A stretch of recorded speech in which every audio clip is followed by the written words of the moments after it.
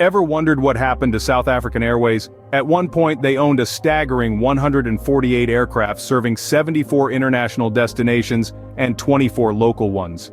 Let's take a journey back in time to 1934. This was the year that marked the birth of South African Airways, following the acquisition of Union Airways by the South African government. This young airline was on a mission to connect the world to the beauty and diversity of South Africa.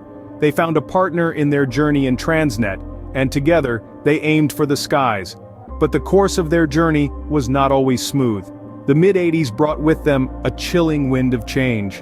In 1986, the United States, in a stand against apartheid, banned flights by South African-owned carriers. This was a serious blow to South African Airways, which had been striving to establish itself as a global player in the aviation industry. Despite this setback, the airline continued to forge ahead.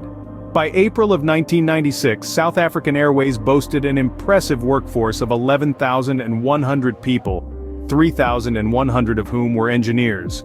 Their fleet had grown to 48 aircraft, serving 34 destinations from their hubs in Cape Town, Durban, and Johannesburg. But change was once again in the air. In 1997, the airline replaced the Springbok emblem, a symbol of the old South Africa, with a new one based on the new flag, signaling a new chapter in its history. That same year, Transnet sold its 20% shares to Swissair, marking a significant shift in the company's ownership structure. As the new millennium dawned, the airline continued to make strides.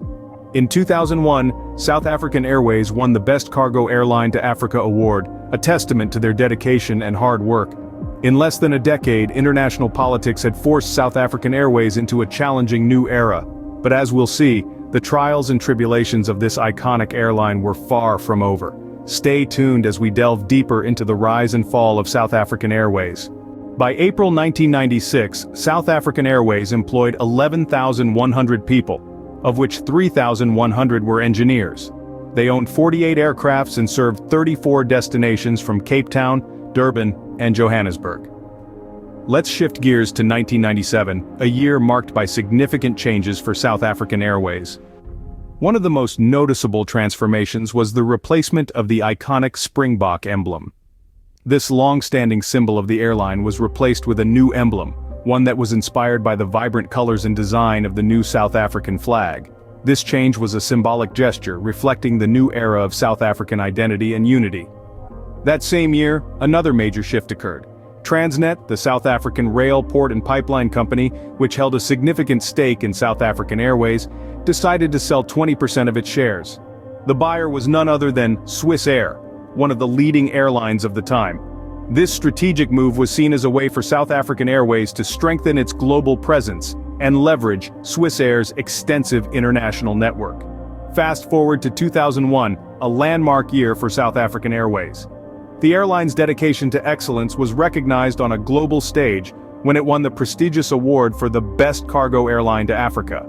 This commendation not only boosted the morale of the airline's dedicated team, but also solidified its reputation as a leading player in the world of aviation. But, as we all know, aviation is a turbulent industry. While these achievements were significant, they were not enough to keep South African Airways on its upward trajectory. The airline was about to enter a period of turbulence, marked by financial struggles and operational challenges.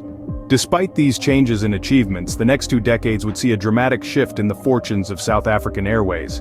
Fast forward to 2020 and the once mighty South African Airways has a fleet of just 9 aircraft serving a total of 17 destinations. So what happened? Transitioning from the golden age of the 1980s and 90s, various factors contributed to the airline's decline. Financial mismanagement started to take root, with funds often being misallocated or disappearing entirely. Corruption, too, became a rampant issue within the company, with unethical practices eroding the trust and integrity once associated with the airline. Moreover, the South African government, grappling with its own challenges, could not offer the support needed to keep the airline afloat. With dwindling resources, the airline was forced to cut back on routes, lay off staff, and eventually sell off aircrafts. From owning 148 aircrafts and serving nearly 100 destinations, South African Airways now operates a fraction of that, a sobering reminder of how quickly fortunes can change in the aviation industry.